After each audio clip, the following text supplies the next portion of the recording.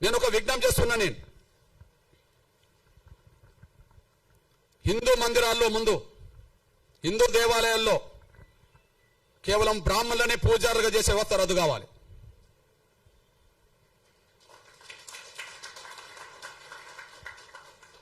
కేవలం బ్రాహ్మణులనే పూజారులుగా చేసే వ్యవస్థ రద్దు కావాలి. ఏంది అది పేటెంటా? ఎందుకు రద్దు కాదు? ఈ రాజ్యాంగంలో ఏదైనా రద్దు చేయవచ్చుగా. ఈ రాజ్యాంగం ఈ దేశంలో కుల వ్యవస్థ వద్దనుకుంటే రాజ్యాంగం రద్దు చేస్తుంది కదా. పార్లమెంట్లో బిల్లు పాస్ అవుతే రద్దు అవుతుంది కదా. దానికి అనుగుణంగా రాష్ట్రపతులు ఆర్డర్లు తీయవచ్చు కదా. ఎందుకు రద్దు కాదు? ఎందుకు రద్దు కాదు? నేను అంటున్నా, ఈ దేశ హిందూ దేవాలయాల్లో భక్తులు అన్ని వర్గాల వాళ్ళు ఉన్నప్పుడు పూజారులు మాత్రం బ్రాహ్మణులు మాత్రం ఎందుకు ఉండాలి?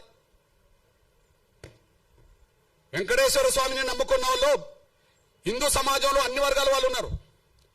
రాముణ్ణి నమ్ముకున్న వాళ్ళు హిందూ సమాజంలో అన్ని వర్గాల వాళ్ళు ఉన్నారు. ఓకే, కృష్ణుడిని నమ్ముకున్న వాళ్ళు, ఇతరులు నమ్ముకున్న వాళ్ళు అన్ని వర్గాల్లో ఉన్నారు కదా. దేవుడి దగ్గర గర్భగుడి దగ్గర పూజా వృత్తి చేసే కాడ బ్రాహ్మణులు ఎందుకు ఉండాలి? వాళ్ళు ఏమైనా దైవదూతలా? దేవుడు బ్రాహ్మణులను మాత్రమే ఉండాలని ఎక్కడైనా చెప్పిండా? వెంకటేశ్వర స్వామి చెప్పిండా? రాముడు ఏమన్నా చెప్పిండా? కృష్ణుడు ఏమన్నా చెప్పిండా? ఇంకెవరైనా చెప్పిండ్రా? హిందూ దేవాలయంలో బ్రాహ్మణులు మాత్రమే పూజారులకు ఉండే వ్యవస్థ రద్దు కావాలా నా డిమాండ్.